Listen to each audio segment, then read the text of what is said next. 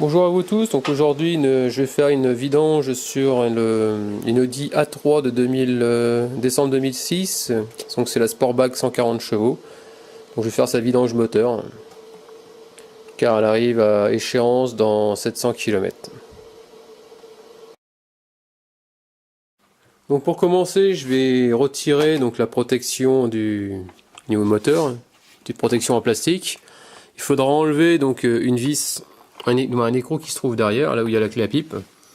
Donc c'est du 10. Donc on va dévisser ça pour commencer. Et après ça devrait se dégrafer.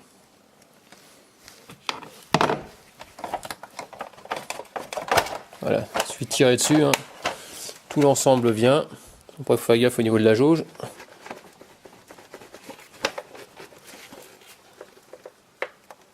Voilà. Je suis en train de me demander s'il n'y en a pas un autre. Faire le tour. Donc là, j'ai fait le tour, je vois qu'il n'y a rien. Donc il faut. Voilà. Il suffit de tirer et ça vient. Donc ici, je suis en train de chercher où se trouve mon filtre à huile. La première chose que je suis en train de faire, c'est repérer. Donc voilà, la cartouche elle se trouve ici. Là où vous voyez le petit écrou, là où il y a mon doigt tout simplement, là. Ça c'est le filtre à huile. Donc il faudra une douille. Donc je ne sais pas encore c'est quoi comme douille. Et puis avec un cliquet, logiquement ça devrait le faire. Retirer la cloche en plastique. Parce que dedans c'est un filtre papier.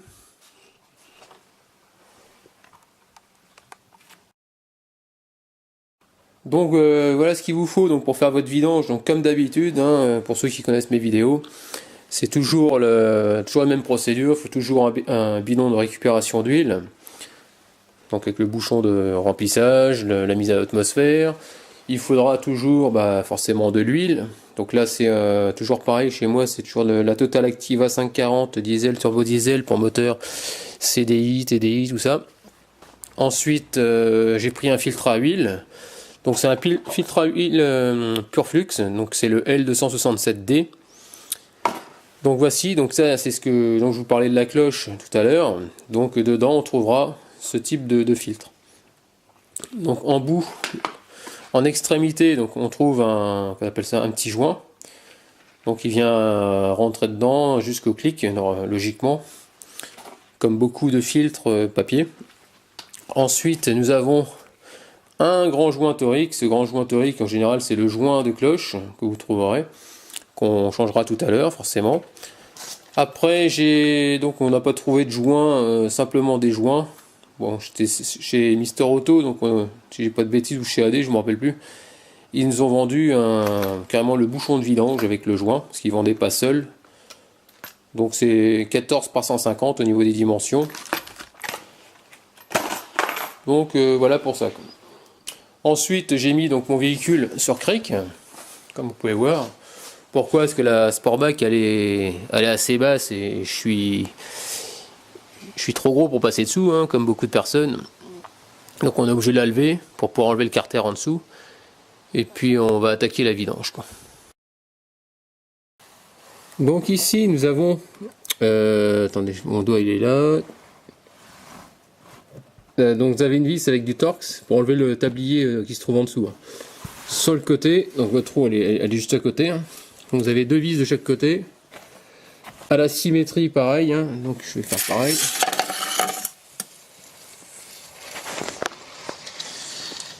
Donc ici, voilà. L'autre celle-là je l'ai enlevée. Et après au fond, tout au fond là, vous avez d'autres vis. Donc ici c'est des vis avec c'est du cruciforme. De l'autre côté à l'extrémité pareil, c'était du cruciforme. Les deux premières que je vous ai montré en Torx, c'est du 99-20 en taille Facom. Donc voilà quoi. Donc je vais les retirer et après il va falloir faire glisser le tablier vers l'arrière. Donc voilà, donc ici nous avons la prise donc avec c'est ce qui vous donne l'info avec la petite jauge sur le tableau de bord lorsque vous avez plus d'huile. Par exemple, si vous avez une fuite d'huile, bah, ça vous mettra un défaut stop au niveau du tableau de bord. Donc elle se trouve ici. Donc nous on va vidanger tout simplement. Donc j'ai pris une douille de 18, un cliquet, et puis bah, je vais carrément desserrer. J'ai mis mon bidon en dessous, puis je vais vidanger dans le bidon tout simplement.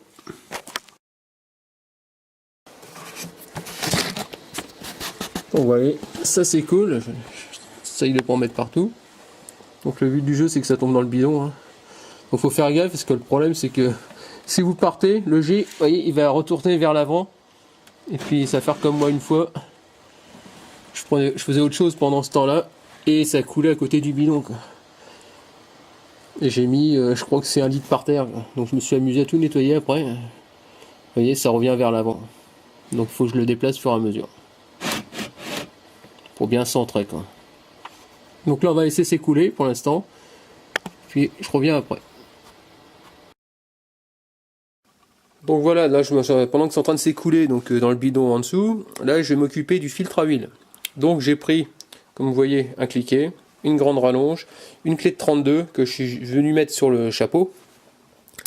Et puis là maintenant il suffit de desserrer tout simplement. Donc le but du jeu c'est de retirer le chapeau. Il y a le filtre qui va se trouver dedans. Donc faut prévoir peut-être une petite bassine juste à côté, c'est-à-dire que quand vous allez sortir votre filtre, le problème c'est que ça va tendance à couler. Donc il faut mettre un récipient au plus près pour pouvoir récupérer votre filtre à huile sans en mettre partout. Donc voilà, donc j'ai retiré donc, le filtre que l'on peut voir. Donc il est bien dans un état, je dirais, très saturé. Il n'est pas beau à voir, hein, bien noir. Il est, franchement, c'est pas top.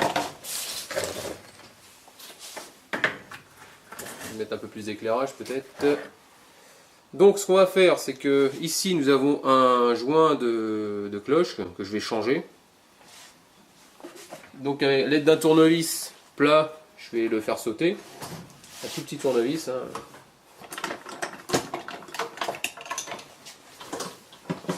Donc il se trouve ici. On va le faire glisser vers l'extérieur. Voilà. Il est là. Hein. Et puis on va le remplacer par un œuf tout simplement. C'est peut-être mieux. L'éclairage c'est pas top. Si c'est mieux, voilà. Donc ici, bah, on le refait glisser à l'intérieur, exactement au même emplacement. Hein. Par contre, vous n'utilisez pas de tournevis, parce que sinon vous allez l'abîmer. Hein. Il se met pile poil dans la gorge, voilà. Ce qu'on va faire avant de le remettre, on mettra un peu d'huile bien propre tout autour pour bien le lubrifier. Ensuite ici, donc votre filtre, il a il y a deux sens. Donc ici, il y a des petites lamelles. Bah, les lamelles, elles vont côté cloche. Jusqu'au clips. Voilà. Voilà, vous voyez, ça tient. Ça tient bien. Et si vous le défaites, vous tirez dessus, ça se déboîte. Voilà. Et après, bah, il suffit de le remettre dans ce sens-là, vers le bas.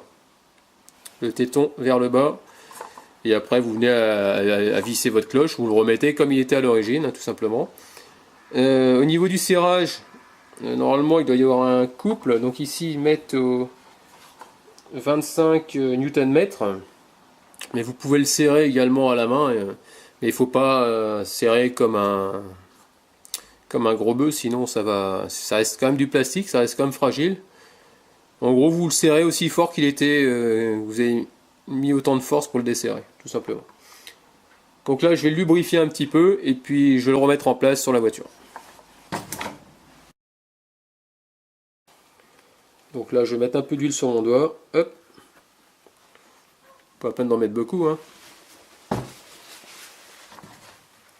Et après, avec votre doigt, on mouille le joint, tout simplement. Voilà. Comme ça, c'est fait et on n'en parle plus.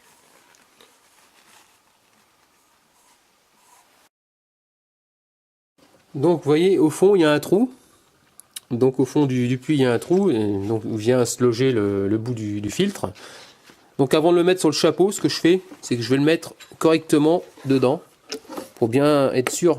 Et j'entends le clic, on sent qu'il y a, ça rentre, ça force un peu par rapport au joint. Et après vous voyez, ça bouge un petit peu, c'est normal. Et ensuite, maintenant je vais mettre mon chapeau par-dessus. Et vous allez visser, et puis à un moment vous allez entendre un clac, ça veut dire qu'il va s'emboîter dans la partie haute. Donc je vais vous montrer. Regardez, ça va le faire. Vous avez entendu, il y a un clac. Maintenant si je reviens en arrière, et que je le ressors, il sera accroché à mon filtre. J'ai pas été assez profond. Et normalement, si vous, quand vous allez le faire, parce que j'ai fait l'expérience tout à l'heure, bien serré.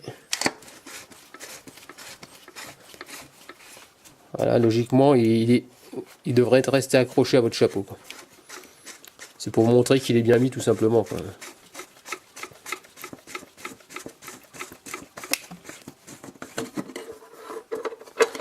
Vous voyez?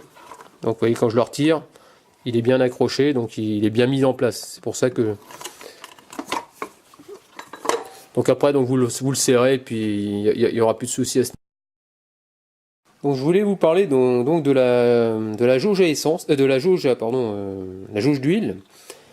Parce que ça porte à confusion, c'est vrai qu'on savait pas trop exactement où se trouvait le mini du maxi, puisque vous voyez, il y a une boule, après ça fait un plat avec un espèce de cylindre, après c'est creusé, et après ça repart sur un cylindre, donc on avait vraiment du mal à voir. Et à la loupe, on a réussi à voir, il y a écrit maxi, donc ici, et il y a une flèche, et le bout de la flèche, il se trouve ici, là où il y a mon tournevis, pour le maxi. Et pour le mini, c'est juste au-dessus de la boule ici, mais en bas là. Il y a une petite flèche qui descend vers le bas. Donc voilà. Donc il faut se mettre entre les deux, quoi. Donc je vais essayer de me rapprocher bien sûr le plus du maxi. Donc là je vais remettre donc qu'on appelle ça bouchon de vidange donc en dessous avant de remplir en huile, sinon ça va couler par terre. Je vais remettre la voiture sur les roues parce que là elle est pas de niveau. Donc j'ai fait exprès de la laisser donc sur comment dire, sur cric assez haut. Pourquoi? Parce que le bouchon se trouve vers l'arrière du véhicule. Donc ça fait que ça permet d'incliner le véhicule et de faciliter l'écoulement vers mon bidon. C'est pour ça que j'ai fait laisser la voiture en l'air. Par contre, pour faire le niveau, je vais devoir me mettre à plat. Donc c'est parti. Donc là, je vais remettre mon bouchon de vidange. Je vais bien le serrer. Et puis, je redescends le véhicule. Je redescends et je... Bon, ce que j'ai oublié de vous dire, ouais, donc il faut forcément un entonnoir pour remplir. Ça paraît logique. J'ai oublié de vous le dire tout à l'heure. Donc, le bidon d'huile, donc il suffit de remplir et surveiller avec la jauge régulièrement.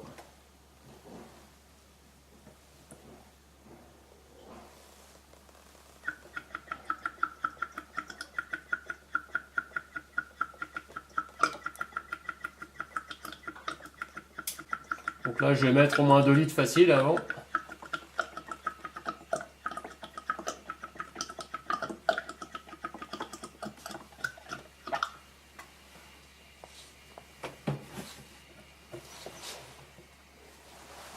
Donc on va contrôler en même temps. Donc la jauge, c'est bien sûr ici.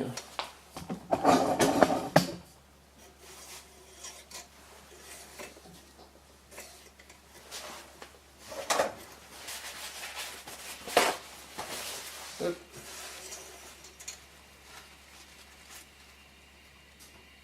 Donc là forcément c'est sec parce qu'il n'y en a pas assez. Donc on va continuer.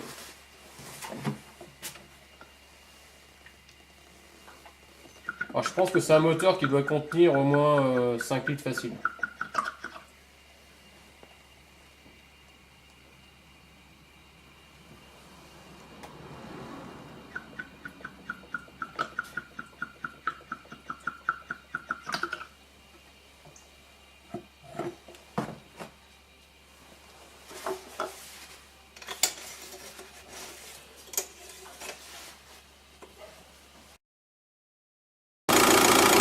Donc voilà, je viens de démarrer donc le véhicule.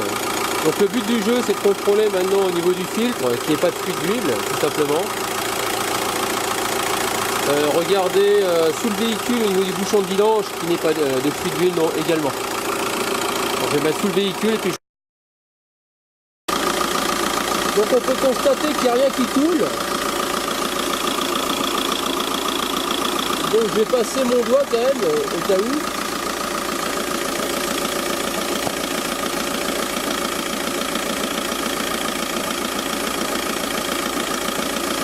Là, on peut voir qu'il n'y a rien.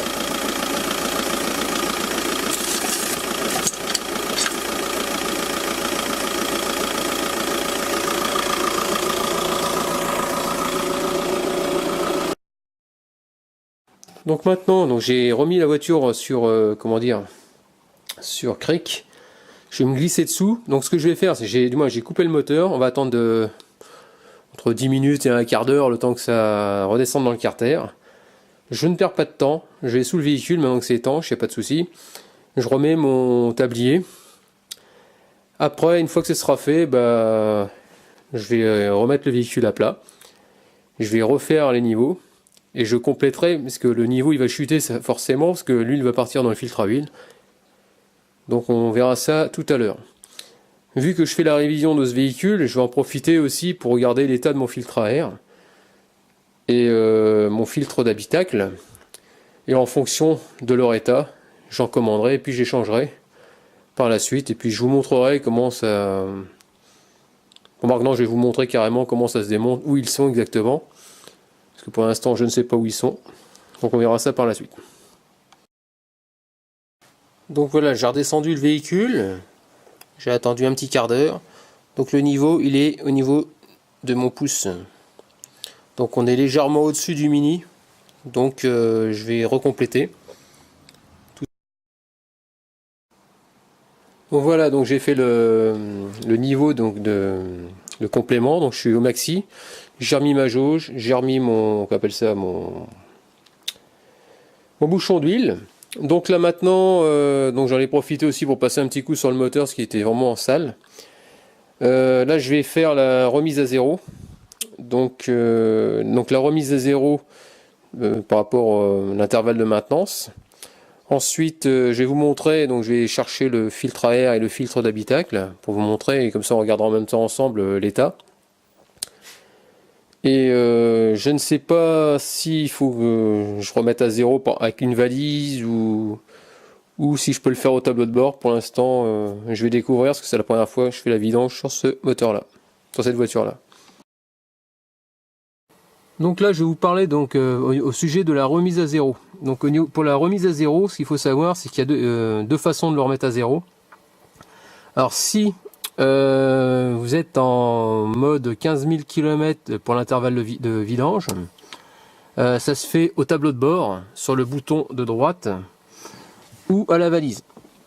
Donc pour commencer, pour brancher donc la valise, donc je vous montre où se trouve la prise OBD2. Elle se trouve juste en dessous, hein, sur cette version-là. Donc si vous êtes en mode 15 000 km. Ici, au tableau de bord, vous avez deux boutons. Vous prenez le bouton de droite, normalement c'est comme ça chez Audi, et il faut tirer dessus. Vous voyez, il y a écrit entretien dans 700 km ou 363. Donc vous tirez une première fois dessus, ça vous affiche ce message-là. Vous retirez une deuxième fois dessus, et là ça va vous remettre à zéro normalement le compteur annuel et ça repartira pour 15 000 km. Maintenant, si vous êtes en long life comme moi, vous n'aurez pas le choix. Vous serez obligé de passer soit par la valise, une valise, ou par la valise Vacom. Donc moi, je vais essayer de remettre à zéro par l'intermédiaire de ma valise perso, donc la Maxidas Pro DS708. Je sais que normalement, elle arrive à remettre certaines voitures à zéro. Donc je vais essayer. Donc j'ai branché donc ma fameuse valise. Donc je vais aller dans la marque. Donc je vais aller en européenne. Je vais aller choisir Audi. Et normalement je dois avoir soit un scan pour vérifier s'il y a des voyants, des choses allumées. Ou normalement je dois avoir une remise à zéro, un truc de ce style là. Donc on va aller voir. Donc là j'ai maintenant ces fonctions. Alors, je crois que c'est ça. Wall service. Donc là, tout est bon pour l'instant. Instrument. Help information sur pour réinitialiser manuellement. Audi A3. Donc elle est de décembre 2006. Donc c'est le Audi A3 2 litres. 3,3, je sais pas ce que ça veut dire. Là, pour moi c'est ce modèle là. Switch ignition, ok. Retour.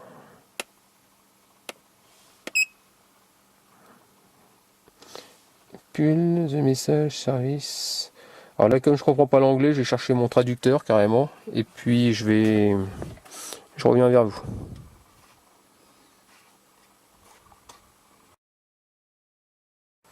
Donc voilà, donc nous sommes, c'est écrit, donc j'ai reçu le message en anglais. Donc j'ai pris mon traducteur sur mon téléphone. Donc ça veut dire allumer, donc l'ignition quand le bouton 1 est tiré. Le service de message sera affiché, tiré à nouveau sur le bouton pendant 5 secondes jusqu'à ce que le message service en kilomètres apparaisse. L'indicateur de service est réinitialisé. Donc je vais faire ce qu'il me dit, hein, puis on va faire comme il dit. Hein. Donc le bouton 1, alors je suppose que c'est celui qu'on avait vu tout à l'heure.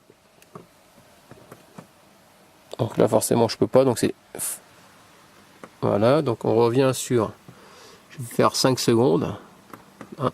1, 2, 3, 4, 5. Entretien dans kilomètres et jours. Et après c'est... Ah mais là ça marque 15 000, donc c'est pas ce que je voulais quoi.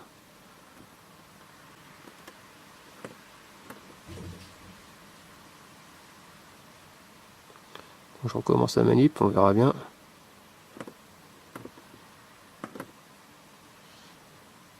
Ah punaise, c'est naze leur truc. Ah voilà. Attends, je reprends le message que j'ai rien compris. Alors, 5 secondes jusqu'à ce que je tiens. Ouais, mais là, je suis pas en... Ça me va pas, ça, leur message. Ça, c'est pour le service 15 000 km. Donc, moi, je vais essayer, mais en mode 30. Donc là, quand j'ai mis la valise, donc là, ça me met valeur actuelle. C'est ce que j'ai fait au tableau de bord. Donc, ça me marque 15 000 km ou 730 jours. Donc, je vais aller chercher dans un autre menu. Donc je vais aller dans... Là j'étais dans service reset. Donc je vais aller dans le change tout flexible intervalle kilomètre diesel. Donc on va faire OK. Donc là, il est en train de charger tout simplement. Donc là ici on peut voir valeur actuelle 15 000 km. Ah zut, je fais une bêtise. 15 000 km ou 730 jours. Et là par défaut valeur 150 maximum 30 000, voilà. Donc il reconnaît bien les 15 000 que j'ai actualisé actuellement. Et donc service 730 jours. Donc je vais faire exécuter, on va bien voir. Il est en train de charger, on va voir s'il rentre avec la voiture. Il va rentrer dans le système. 7 Falad, aïe. Qu'est-ce qu'il me fait? Chanel 43. Ça veut dire quoi ça encore? Donc je vais regarder la traduction de ce message là. Donc ça me mettait tout à l'heure canal 43 qui est échoué. Là ça me met 7 complet. Donc on va revoir. Je sais pas à quoi ça correspond exactement. Apparemment ça ne dû rien faire du tout. Edit. Non, annuler. Et si je retourne là-dessus.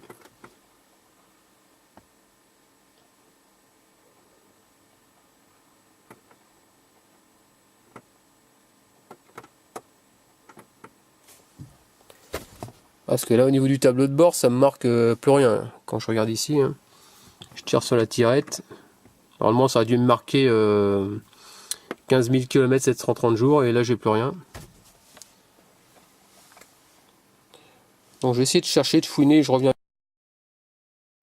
Donc là je vais essayer donc 300, 150 minimum. On va faire exécute, on va bien voir ce que ça donne.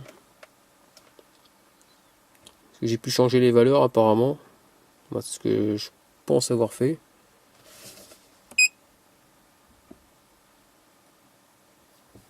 Véhicule.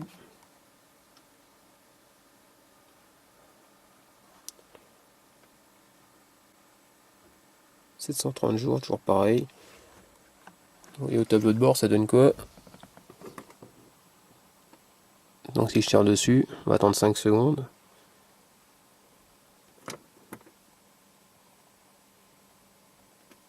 Deux, 3. Bon, je reviens.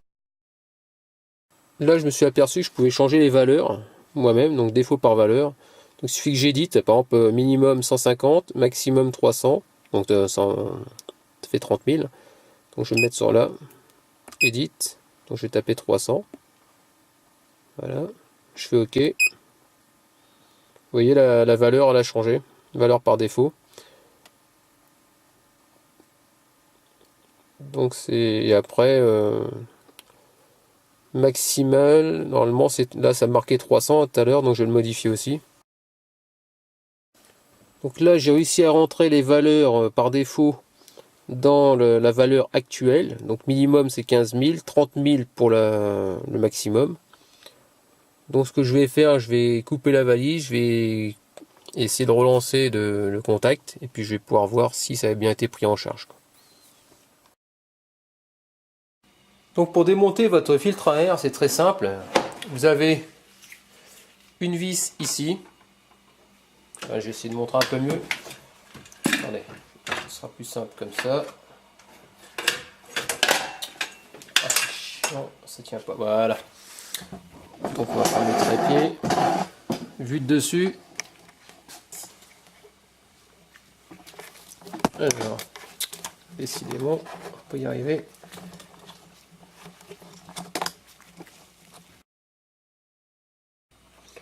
Donc pour défaire votre filtre à air qui se trouve ici, hein, vous avez donc des vis, c'est du cruciforme. Vous avez une vis là, une autre vis à côté. Hein. Voilà, sur les côtés, hein, comme on peut voir. Donc, il y en a une, deux, trois sur ce côté-là. Une, deux ici. De l'autre côté, une ici, une là-bas et une troisième en contrebas. Donc vous soulevez, donc ça reste tout accroché, il n'y a pas de souci. Vous tirez sur votre filtre à air, bien droit pour le sortir de la boîte. Donc là, on voit qu'il est, bon, il va pouvoir faire encore un petit peu. Ce que je vais faire, je vais passer juste un coup de soufflette dedans. Et après, je vais vous montrer pour le filtre d'habitacle. Donc lui, il se trouve sous la boîte à gants. Donc il faut se contorsionner un petit peu. Et apparemment, il a l'air d'avoir une vis, mais je ne vois pas ce que c'est. Donc je regarderai tout à l'heure. Ouais, donc je voyais plus propre que ça tout à l'heure, le filtre à air. Donc il n'est pas terrible, j'ai quand même le changer. Bon, j'ai passé un petit coup de soufflette en attendant. Donc là, c'est un Man Filter C35 154 rectangulaire. Donc là, je vais le remonter tout simplement. On va remettre